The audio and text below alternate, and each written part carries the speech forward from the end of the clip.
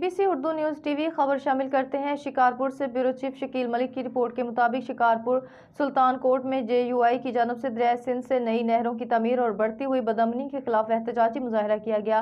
मौलाना अब्दुल बारी शेख, मौलवी मोहम्मद हसन बकरानी और दीगरों की क़यादत में JUI के कारकुनान कौमी शाहराह सुल्तान कोट शहर के मरकजी स्टॉप नेशनल हाईवे पर पहुँच गए और सिंध में बढ़ती हुई बदअमनी और दरिया सिंध से नई नहरों की तमीर के खिलाफ एहतजाज किया। इस मौके पर मुजाहिरीन का कहना था दरिया सिंध से नहर निकालने से सिंध बंजर हो जाएगा। इस फैसले को JUI ने पहले भी मुस्तरद किया और अब भी मुस्तरद करते हैं।